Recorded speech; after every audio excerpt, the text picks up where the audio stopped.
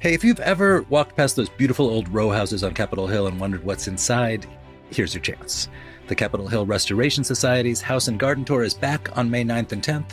8 private homes, 3 semi-public buildings, and a native plant garden, all in the older part of the neighborhood, with this year's home base right on Barracks Road. We're talking grand Victorian brick, old frame houses, stucco buildings, all the beautiful architecture that we love to nerd out about here on CityCast. Tickets are $40 in advance, $50 at the door, and $30 if you're a CHRS member. Snag yours on Eventbrite now.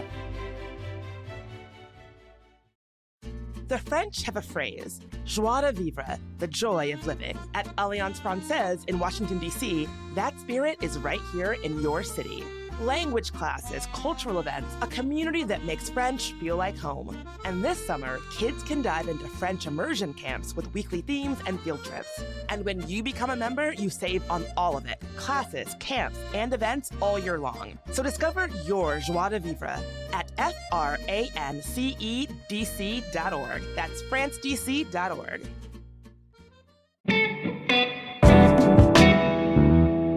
Today on CityCast DC, I'm talking with Kenyan McDuffie. As you may have heard, the longtime DC council member is running for mayor. We talked about how he thinks our city can recover from DOGE devastation, what he thinks it would take to put a dent in the cost of housing, and whether he'd be different from the incumbent, Muriel Bowser. This is the first in a series of sit-downs with candidates. Please stick around. And before we get into the interview, as you know, we are in our spring membership campaign. I don't want to keep you from this conversation, but we do need your support to keep doing work like this, where we talk with major political candidates and track the biggest stories in DC.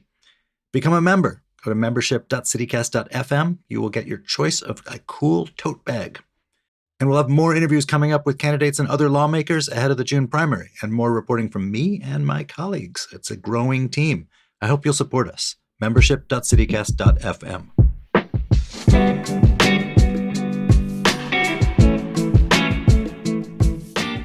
Today is Monday, May 4th. I'm Michael Schaefer, and here's what DC's talking about.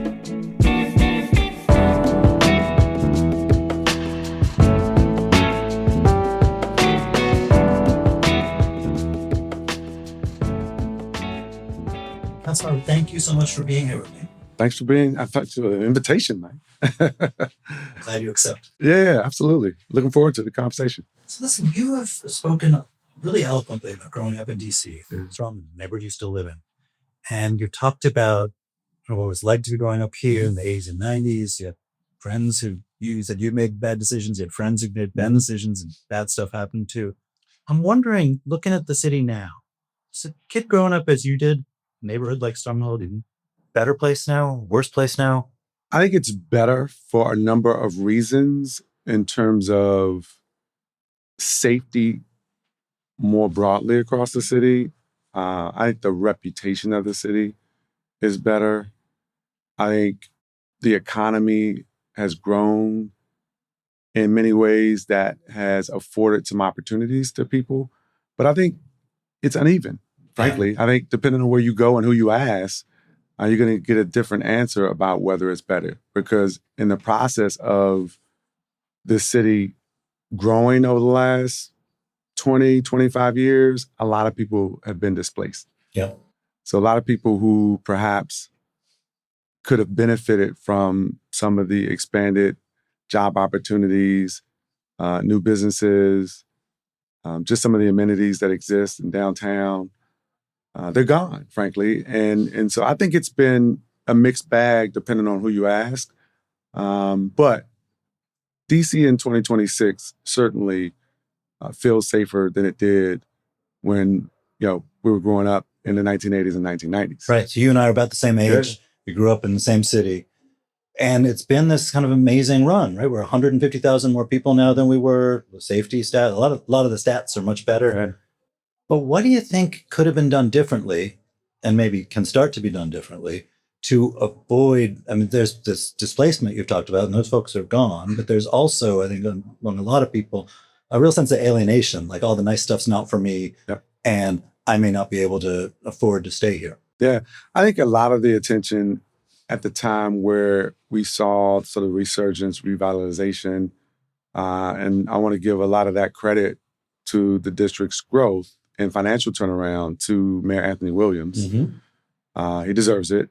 He laid out that vision of economic growth. He wanted to attract 100,000 new residents to the city, and some people laughed at him, didn't think it was possible.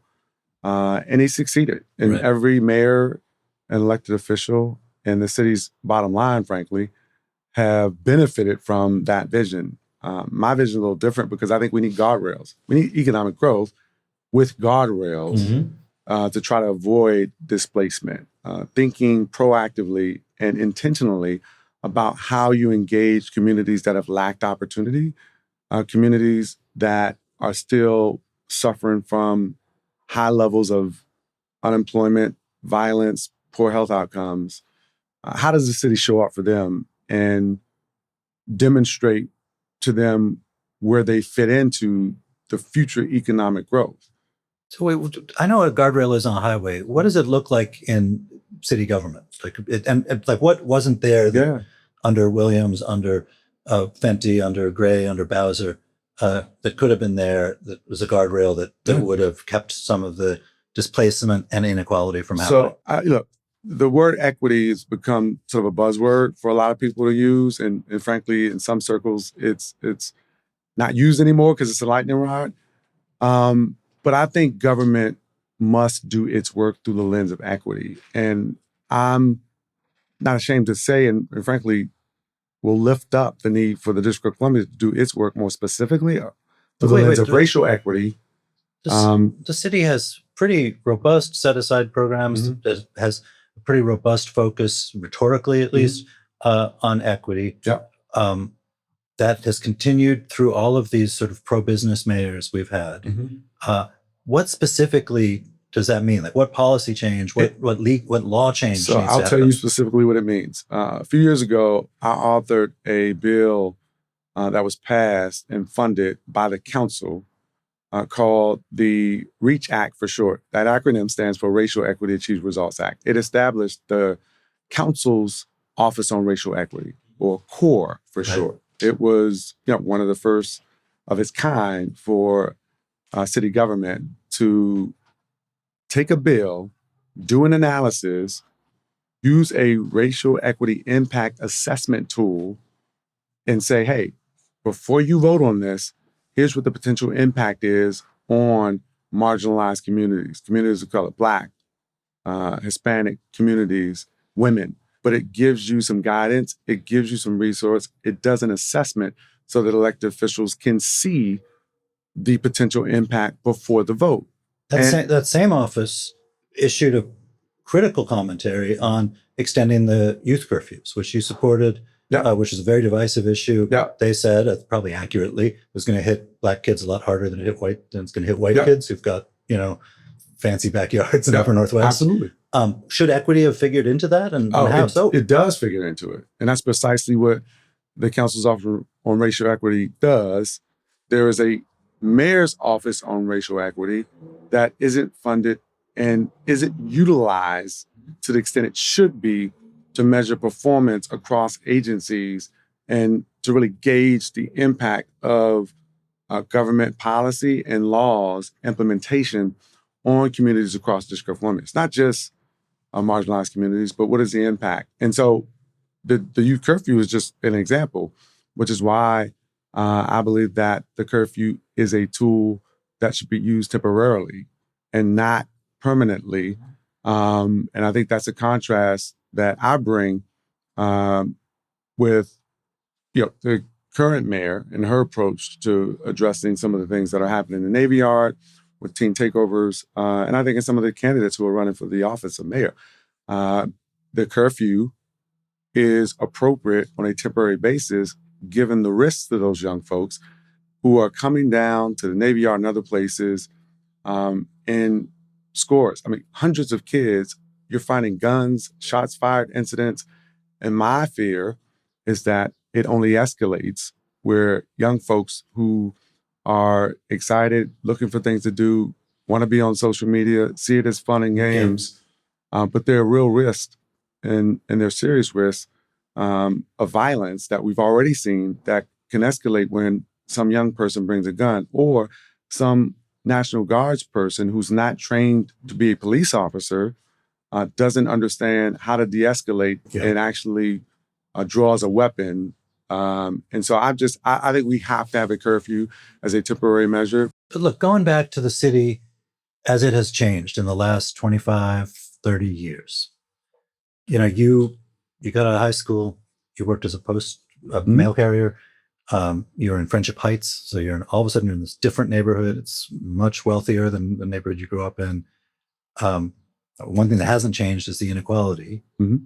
But in this sort of run of good statistics that the district has had for these 30 years, under Williams, under Fenty, Gray, under Bowser, what didn't they do that this focus on equity you're talking about would have gotten them to do? What did they do that kind of focus would have prevented? Because it seems to me they decided we want to make DC an easier place to be for rich people, for people who have a choice. And we're going to make services better, and we're going to make it safer, and everyone's going to benefit, and we'll get more, and our tax base will grow. Yeah.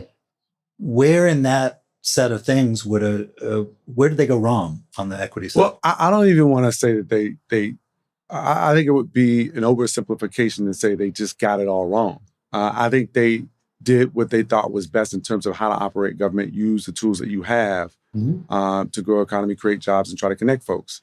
A lot of great programs around workforce development have been implemented and have been helpful to some people. On the other hand, what does it look like to actually show up in those communities and ask them for what they think they need? You have challenges when it comes to education that I think are still largely a byproduct of policies like racist and discriminatory policies. No fault to the folks who have been in office the last 20 years, but that created a city that concentrated wealth in certain communities and concentrated poverty in other communities. So if you are building a city and your focus is on downtown and you have elected officials taking pride in counting cranes, but you're not making a connection to build housing that is affordable, or you're not deconcentrating poverty intentionally in communities that are plagued by high unemployment, high rates, poor health outcomes, why didn't they do that? And did you push them to? You were in the council. Oh, absolutely. Absolutely. We have. And you've seen some progress. And I can point to specific things where I passed a bill that requires every time the District of Columbia has a surplus, 50% of it is directed to the city's Housing Production Trust Fund, which is the primary tool that we use to preserve existing units of affordable housing and to build new units of affordable housing. And we've built lots of housing over the last several years, and some of it has been deeply affordable. The lower end, 30 to 50% of the median family income. And so you're seeing more people be able to access that type of housing. I did a bill that says whenever you dispose of the city's land for the purpose of building multifamily housing, there has to be a set aside for affordable housing. Again, all the way up to that missing middle, 80% of the median family income. And so we've done some things well, and you've seen the city grow in a way that has been more equitable over the last decade or so, over the last 15 years. And so I'm not trying to assign blame. I think that's not what residents of the District of Columbia want in their leadership. And that's not what I'm giving them. I'm giving them new, innovative solutions to intractable issues that we face as a city. And frankly, cities across this country have faced over the last several decades. So it's a weird election because, you're facing an opponent who has a very clear, articulated ideology. And you are saying, which I think most of your recent mayoral predecessors would say too, okay, market does some stuff well, but we need some guardrails. It's not a message that people are going to go to the barricades for in the revolution. What is the Kenyan McDuffie ideology? Yeah. I would say that at a time where the District of Columbia faces a $1.1 billion spending pressure, where resources are thin, and we have a federal government, a really hostile administration that has cut federal jobs, that has reduced federal spending. You have a Congress that has treated the District of Columbia like a political football. Right. Has cost us lots of money. Our bottom line is suffering. Our bond rating has been downgraded on Wall Street because they're saying we're too tethered to the federal government. With all that as a backdrop, We need bold.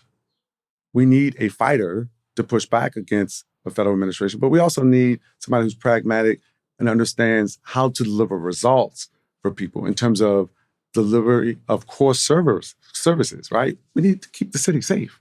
We need a police force that has more officers that are well-trained, understand community-oriented policing. We need to reduce the millions of dollars we're spending on overtime and boost morale at a department that's felt depleted.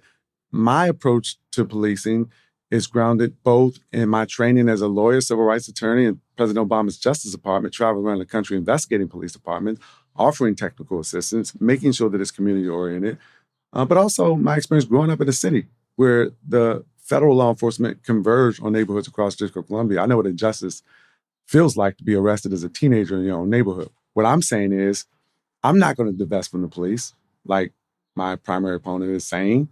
We're actually going to support law enforcement and make it a place where they want to work, where they don't get burnt out, where they show up in communities proactively and not just after 911 is called, where they know the streets and they know their beat and they know the senior citizens sitting on the porch so that when a crime happens, they can close out those cases at a higher percentage of what they're doing right now. You say we need more cops and you want to stop the drain. I mean, now is another reason for drain, which is the feds are trying to hire people away and offer more money. That's right. If you ask some of the sort of diehards in the police union and stuff, they will say that the demoralization of the police had to do with some of the reforms that passed after 2020. Mm-hmm. What do you think of that argument?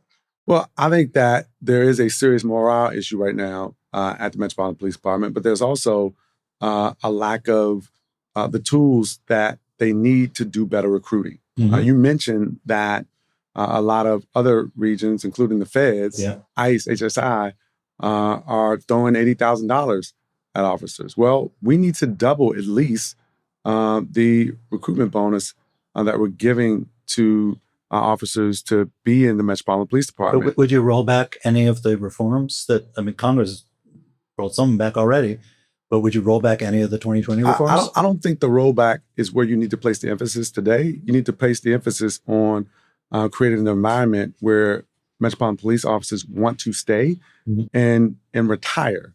And I think that has to do with hiring up the numbers so they're not getting burnt out. I think it needs to be better recruitment, double the hiring bonus from 25 to 50,000, better compete in the region, having a mayor who cares deeply about the police force to make sure that it's strong. Those officers are literally risking their lives every time they put on a uniform to protect and serve.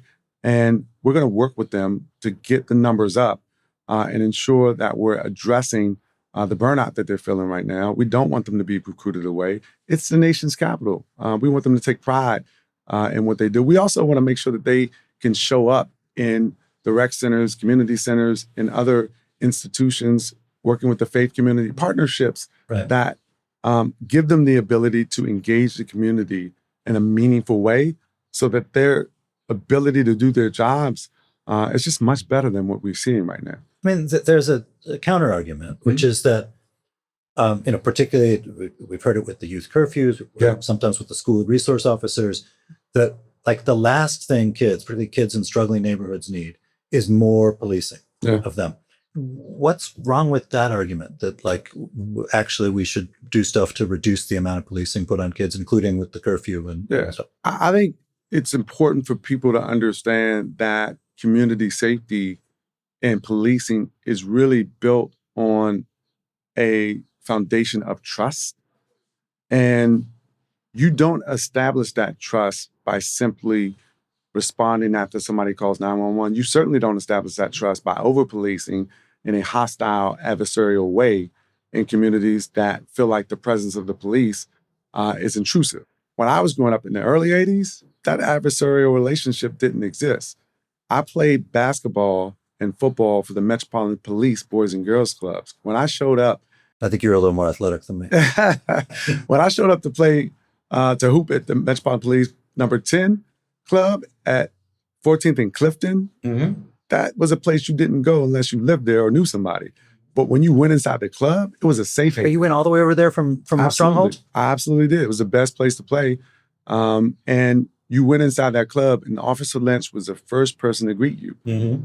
You went downstairs to practice and Mitch Creedle was on the force, right? So that trust was being established without me even knowing it.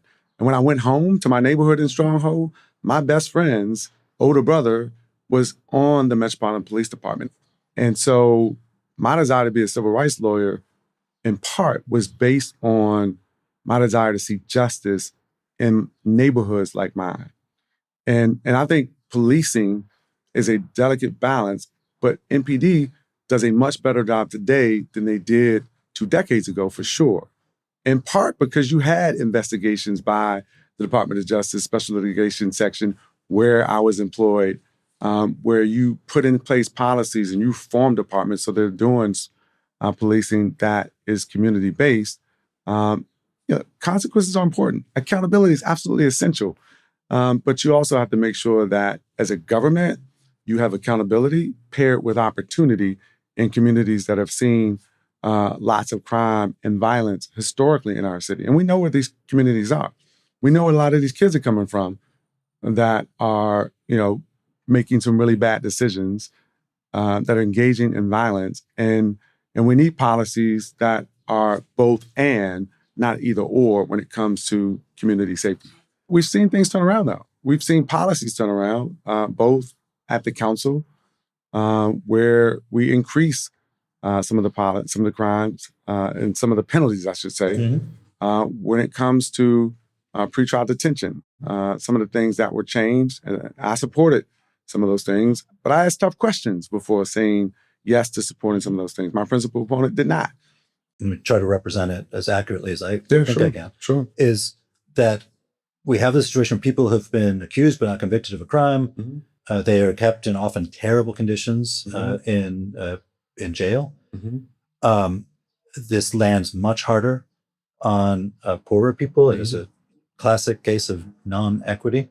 Why should we have a pretrial? The country seems to be moving away from that. Why was it a good thing? We were in a state of crisis in terms of violence that we're experiencing. The levels of gun violence, gun possession, use of deadly weapons were at levels we hadn't seen in decades. Yeah. And we needed to respond.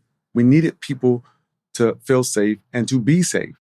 We needed to demonstrate a city was going to hold those charged and accused of crimes to make sure that we can ensure we had safe communities across the District of Columbia. And I think we have to be in a position as elected officials to make tough decisions and to assess the decisions that we make to make sure that they are viable and that they have the efficacy that we think they will have when we implement them. And so, we have seen crime go down over the last couple of years to historic lows, and that's what community safety ought to be about. And while things have changed over the years, you still have a bifurcated system. And when I'm mayor, we're going to make sure that it's fully integrated and actually implemented with the intention that the NARE Act had, so that you have the resources paired with the expertise and the credible messengers and others who are embedded in these communities.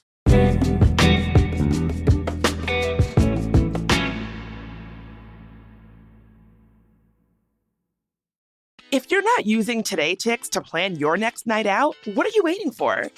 Today Ticks has deals on all the hottest events at your favorite venues in the DMV, like Arena Stage, Signature Theater, Shakespeare Theater Company, and more. All tickets are verified, and with exclusive discounts and last-minute rush tickets, you'll find deals you can't get anywhere else. Plus, you'll earn rewards like ticket protection and Tix Cash just for using the app. You can even set an alert for events that aren't available yet, so you're ready to book tickets to the best events, like Pippin at the Signature Theater or Othello at the Shakespeare Theater Company the second they go live. Visit todaytix.com/CityCastDC or download the app to impress all of your friends by being the first to know about what's happening in your city. Those hot DC summer days are coming, and when they do, your AC is going to be running nonstop and your utility bills are going to show it. But don't wait for the heat to hit. The pros at Window Nation can help you replace your old drafty windows with custom-built, energy-efficient ones at prices you'll love. Right now, Window Nation's Buy 4, Get 4 free sale is going on. That means you could replace every window in your house and get half of them free. Plus, 0 down and no payments or interest for 2 full years. Plus, Window Nation offers a lifetime warranty on all their windows, so you can relax knowing your home is protected far into the future. The sale ends soon. Schedule your free consultation today at windownation.com. Hey, Bridget Todd here, one of the hosts of CityCast DC. We're in the middle of our spring membership campaign where we ask you, our listeners, to support this show and the newsroom that we're building in this city by becoming a CityCast DC neighbor. Trust me when I say that being a neighbor comes with great perks like ad-free listening, weekly bonus content just for members, and invites to exclusive events. So all that stuff is great, but even more than that, member support is the financial fuel that we need to keep showing up for our city. And here's a little taste of why your actual neighbors support this show. Matt H. says, reliable local journalism is essential for developing community and holding people in power accountable. Matt, that is the truth. Jake H. says, I love the local approach to journalism and understanding that news in this city is more than just what happens between the Hill and the White House. You said it, Jake H. And Katie K says, I'm a small business owner in DC who wants to support other local initiatives, and CityCast is one of the best ways to stay plugged into what's going on in my city. Thank you, Katie K. So to join these fine folks in becoming a CityCast DC neighbor, head to membership.citycast.fm/CityCastDC. It's only $10 a month or $100 for the year. And if you join this week, you get a super cute tote. I have it. I love it. I can confirm it is a great tote. That's membership.citycast.fm/CityCastDC. Thanks so much. We deeply appreciate y'all.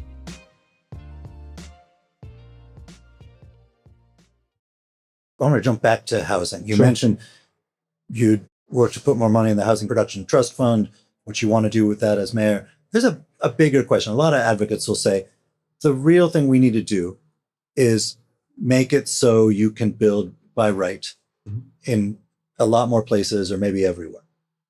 You support that? I do. I think that means cutting out the ANCs and cutting out some of the zoning processes. I don't think we should ever cut out our ANCs or our community involvement. I do think that we need to address zoning and some of the regulations that make it more difficult to build in the District of Columbia. What do you think of the new planned land use map? I think it didn't go far enough. We're talking about a 2050 plan. It's not nearly bold enough. We need to be able to build more faster across the District of Columbia with every ward, playing a part in how that happens. Looking at how we build as a matter of right, especially around transit hubs, around metros, thinking about how we build townhouses, more multifamily across the District of Columbia, particularly in high need areas around Connecticut Avenue, Wisconsin Avenue, other places, is very important to the future District of Columbia as you think about the housing that we need to build across incomes, right? Where we're deconcentrating poverty. We're not just building affordable housing in wards 5, 7, and 8, or parts of Ward 6 that already has high amounts of public housing. I think a lot of the concern about housing is not just about poverty.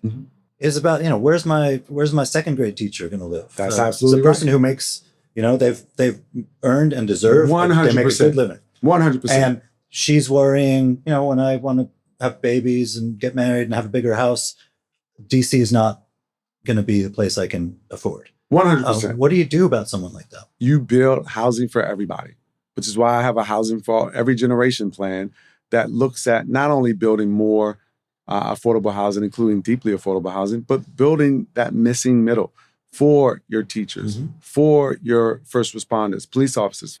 We want them to be able to live where they work. And so making sure that we're building housing for middle income individuals and families is absolutely essential to what the future of the District of Columbia needs to look like, which is why we need to reduce barriers, zoning, regulatory, and otherwise. We can't have people, NIMBYs, litigating their way to slowing down projects. There are real costs associated when we allow that to happen. I can say that both as a former council member of Ward 5 and personally as somebody who lives on North Capitol Street.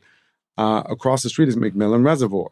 That's a property, 25 acres that Washington, D.C. purchased from the federal government in 1987 for the purpose of economic development. And yet, that project was stalled over and over and over again. Been a long 39 years. We broke ground in 2016 only to have a lawsuit that slowed that project down, and only for the ground to be broken, 6 years later. So we're now only starting to see the townhouses in the community center and the 6-acre park, and the homes are selling today for much higher prices than they otherwise would have sold for had we moved with a level of urgency with reduced barriers when that was originally proposed 20 years ago. But here's the thing that you also know, because you were a former Ward 5 council member, which is that a lot of people who live in the neighborhoods now are going to come to you and say, I don't want a bigger place going up next door. I moved here because I thought it was a lot of nice shade and I could park wherever I wanted. Yeah. And they're going to say, I'm a citizen. I'm going to use the legal system to try to like get my way. Yeah. It sounds like what you're saying is that they should go pound sand. It's tough. It's city life changes. How do you do that? The District of Columbia is a world-class city. In order to really fulfill that promise of protecting our beautiful diversity, we need more housing. The demand is there. We need to make sure the supply meets it. I'm not going to tell them to go pound sand. I'm going to invite them to a meeting where I lead with a vision of building more housing across the city. That means in every ward. That means reducing the barriers to zoning. That means more townhouses and more multifamily. It means that if you think you shouldn't be a part of what that looks like, you make the case. I'm going to make a much stronger case that we need housing across our city, including more density in places that don't have it, including higher heights in places that would be appropriate for that, including on major thoroughfares that have infill opportunities to build housing. We have to do it, and I'm going to lead on that because our city deserves it, and the people who want to be here deserve it, and the people who are already here who want to afford to stay here deserve it as well. So the Yimbys would say the only way you can stop this litigation that slows everything down, like McMillan, is by upzoning the heck out of the city. You have to do it. And that's why the future land use map but that means falls short. That means the ANCs lose their ability to say no. No, they'll have ability to say no, but they won't have it in the same way that slows down projects or progress. Progress means that we are upzoning. Progress means that you build more housing. Progress means that you do it in communities that historically have been homogeneous because of the racist, discriminatory land use, zoning, housing policies that have concentrated wealth in certain communities and concentrated poverty in other communities in the District of Columbia. Well, I mean, since you and I were both growing up, a lot of the racial mixing of neighborhoods has happened the other way when people with money move into formerly Black, middle class or working class neighborhoods. And some people might say, well, this is great. People who lived in these neighborhoods are able to capitalize on their investment. They've worked hard all these years. If they want to sell for a lot of money, good for them. Other people would say, now this is gentrification and it makes people feel unsafe and unwelcome in their own city. Where are you on that? Well, where I am on that is Union Market, where you make an investment as a city to support development of a place that has its historic spine still there, but you build housing and you build a community where people can live, work, play, and raise a family. You've got great restaurants, nightlife happening there. You've got great housing options there, and yet you can still go there and get, things that are culturally appropriate and relevant for people who have restaurants and retail shops across the city. That's what I think when I think of those types of arguments. I respect people who feel like the city's developed in a way that didn't have them in mind. I'm representing them. I'm running for them because I think that some of that is true. And we've seen where communities haven't felt like they've been at the table. I'm running for mayor to make sure that people in communities that have been neglected can see themselves reflected in the future prosperity of our city. It's the last housing question. Your opponent has cited a much bigger number for her target of how many housing units she wants to build than yours. Why is yours smaller? Well, it's not that mine is smaller. Mine is realistic. The Washington Post has actually called her plan unrealistic. And if you talk to any housing expert, they'll tell you the same thing. Because they know that even at our height, during some of the best times that we've had over the last decade, the city's on average built about 5,500 homes. There's no way she's going to build 72,000 units of housing. It's just not going to happen. And what I'm not going to do as a candidate, especially as an elected official, is to sell voters on false promises. Mm-hmm. I lead with an integrity in this work. I think people who live in the District of Columbia and anywhere else for that matter are turned off by politicians who are willing to do and say anything just to get elected. That's never been me. And I'm not going to sell people on false promises. 72,000 units of housing is a false promise that she will never be able to execute on. One thing builders say is that they don't want to come in and build stuff in DC, in part because of the laws here that make it really hard to put out people who don't pay the rent. And you're a builder, you got a mortgage to pay. Mm-hmm. Should we change those laws? Should we make it easier to put people out? Here's the reality. I supported the Rental Act. My opponent did not. And it made some slight improvements, some of which have yet to be really felt in our housing community, which is why investors don't have confidence in our market today, which is why we cannot build the housing that we need because we can't get the capital necessary. It's why right now today, even our mission-driven nonprofit housing organizations, some of the larger ones, are selling assets. Yeah. Right?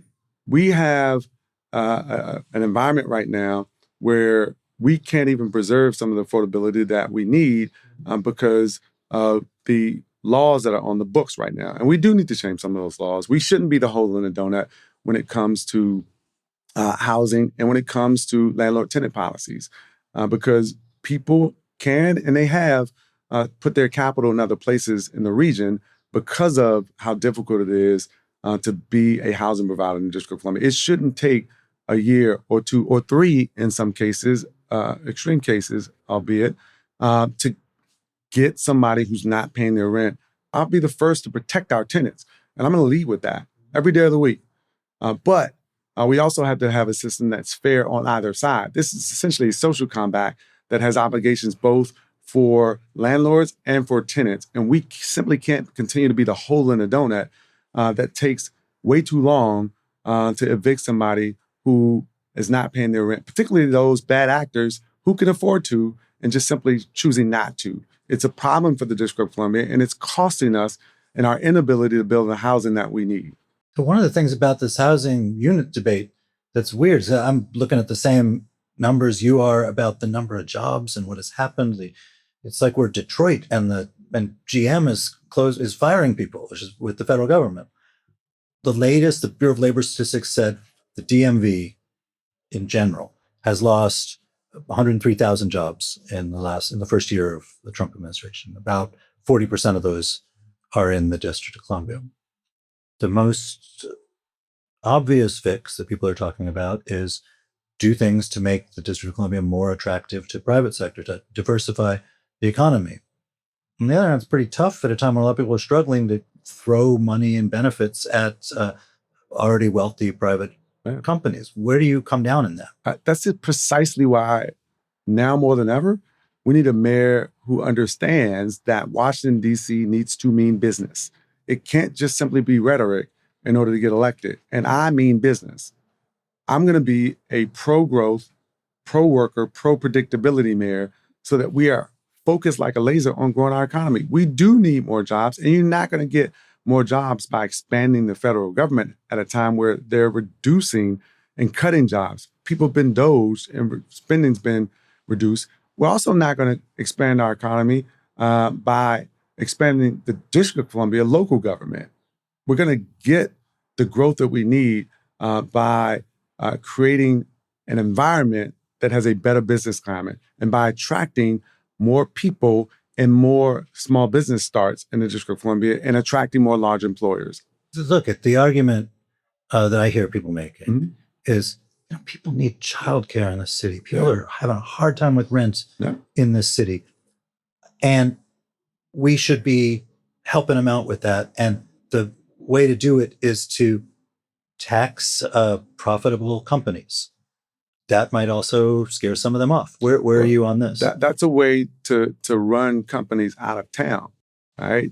You create that environment where you default to raising taxes, and then it's the quickest way to have people and businesses leave Washington, D.C. at a time where we need them to come here. I think the best way to attract new people and new businesses are to take care of the people and the businesses you already have, not tax them out of town. And we're going to focus on even if that means easier. saying no on expanding daycare. We're not saying access. no. We're saying that we're going to prioritize making childcare more affordable by doing what we do well, even better, and with a greater sense of urgency. We're going to prioritize in a budget, I am as mayor, our child care tax credit to make sure that it's fully funded. We're going to prioritize PKEEP, a very important program that lowers costs for child care across the District of Columbia.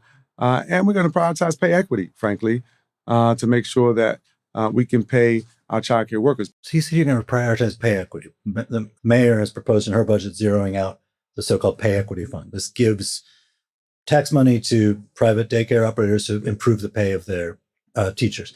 Her argument is the same one you've made, which is that the way to you can only keep these things if you start boosting taxes and stuff on the businesses, and that's going to run them out of town and exacerbate our economic troubles. You have to look across government and hold yourself more accountable for how you're spending money. I think the mayor, if she had her way, she would hire more officers across the District of Columbia. We need to conclude that environment, as we talked about, to be able to do so. But we're spending too much on overtime in MPD and some of the other agencies. But MPD is the main culprit, right? You think about the decade from 2010 to 2020, and MPD was using about 500,000 hours in overtime at a cost of about $30 million to taxpayers. It's a lot.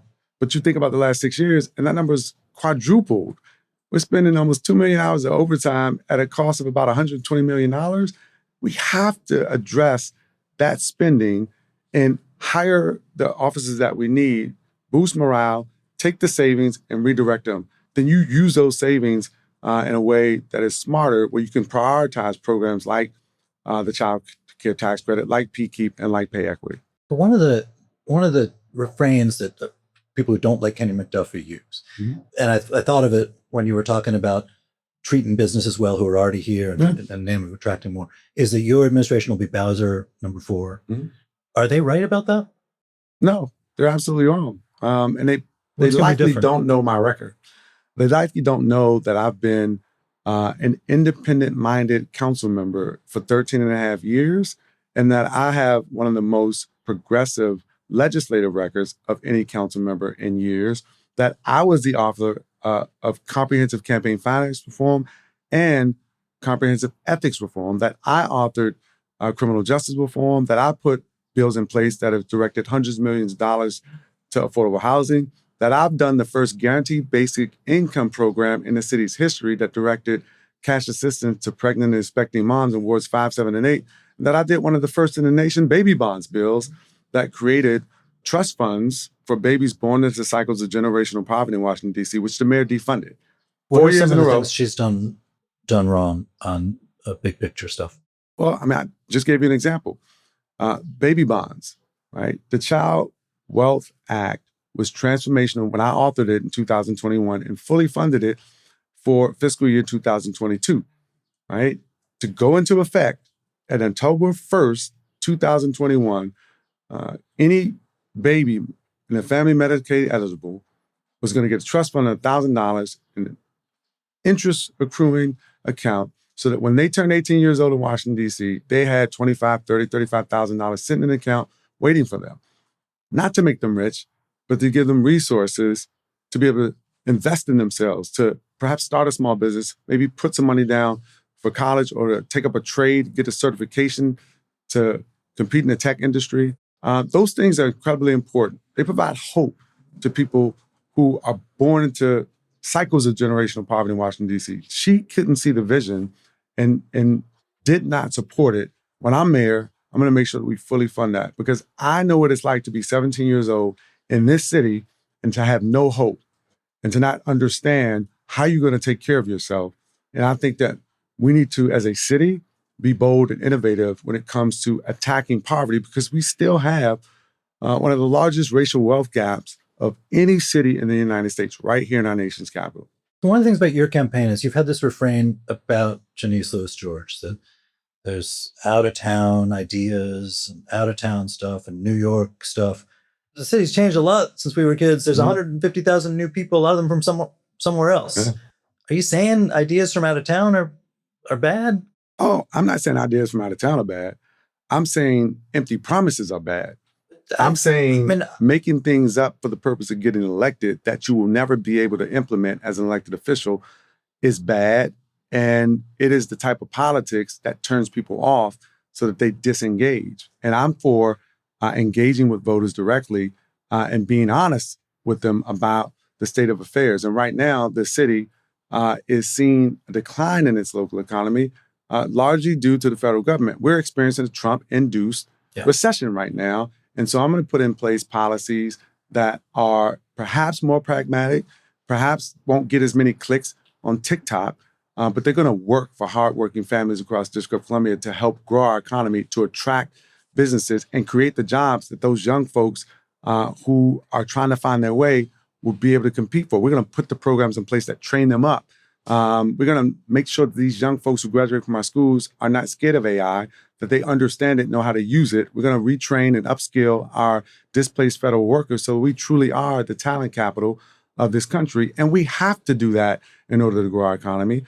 You know as well as I do that we have one of the largest regional economies of any region in the country. And it's largely because we have one of the most educated populations of any region in the economy. We have to retain that talent, but we also have to produce the jobs that are going to keep those people here. And that's what my focus is on. We need leadership that's going to fight a hostile administration, protect people from ICE, get rid of the cooperation between MPD and ICE and HSI, but also understands how to work with the federal government to do things like RFK, to expand Union Station, right? To attract businesses, to build the housing that we know we can actually build, but not overpromise just to get elected. So you mentioned the Trump of it all. The president is a mercurial, difficult person for DC. We've got Congress currently run by a Republican Party where there's a lot of members who see a lot of upside and just beating up on DC, insulting DC. Sure.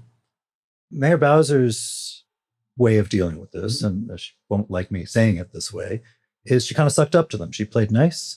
She bit her tongue when I'm sure a lot of politicians would have raged, don't you dare insult my city, my constituents. And they would say, we prevented things from being a lot worse. What's your feeling about that? Would you do the same thing? I would not do the same thing. What would you do different? What I'm going to do different on day one is to get rid of the executive order that allows cooperation between the Metropolitan Police Department and ICE. We don't have to do it. And what if the response to that is like, we're cutting off all your money? Well, that's that. We'll have to deal with that if that happens. But that's hypothetical, though, Mike. What I know is we are not New York, we're not Chicago, we're not San Francisco when it comes to engagement with the federal government. We are a product of the Constitution, Article 1, Section 8, Clause 17, that gives all power to Congress, and we have limited home rule. What I'm saying is that I'm going to work with the federal government where possible, but I'm going to fight back like hell where necessary, right? And I'm going to defend our residents' rights, including their constitutional rights. I'm going to defend to make sure that we are ensuring justice and fairness when it comes to engagement with the federal government, particularly federal law enforcement. We do not need ICE or HSI in Washington, D.C. What does it look like to end that cooperation? On a day-to-day basis, what would be different? Well, I will say this. In talking with the National Guard's people that I've talked to, they don't want to be here. They're following orders. They know they're not trained to be police, right? They don't want to police. They're being put in a bad situation. It's bad policy, and it's bad for the city because their presence, including and especially the presence of ICE and HSI and Homeland Security law enforcement, is eroding the trust that we've worked hard for the Metropolitan Police Department to build over the years. And it makes people less safe, ultimately, if they don't trust law enforcement. I used to do a little boxing in the neighborhood. My dad put gloves in our hands really early on. And one of the things he would tell us about was, in a fight, you never lead with your chin, right? I'm not picking fights with Trump or the federal government. What I'm saying is, the reality is, I know how to finish fights. And you strategically approach the relationship with the federal government so you get everything you need from the federal government to take care of Washington, D.C. I supported Brian Schwab's lawsuit against Trump. I looked at it, thought it was viable, and I supported it. That's the difference that you get with Kenyan McDuffie as mayor. What's one thing you hope people will take away from this? That there's only one candidate in this race for mayor of Washington, D.C., who's prepared on day one to fight back against Trump and a hostile federal administration and deliver a city that works, manages a $21 billion budget in a way that keeps people safe, that invests in education and quality schools, both DC public schools and DC public charter schools, and invest in businesses that create jobs and connect our residents to those jobs. I'm going to be prepared to do that on day one, and I'm not going to sell this city or its residents on false promises. What do you think's the biggest misperception of you? I think you just articulated it, that I'm somehow just pro-business and anti-worker. The reality is this is a campaign. My opponents want to distort who I am, and they want to distort my record. I am a son of this city. I am a husband to my beautiful wife of 20 years, who's also a native Washingtonian, a father to two beautiful daughters. I am a person who loves this city. I'm not a politician, although I may fit the textbook definition. I am a public servant to my core. And this work that I do is because service is my passion and is my purpose. Kenyan McDuffie, thank you so much for being here. Thanks for having me.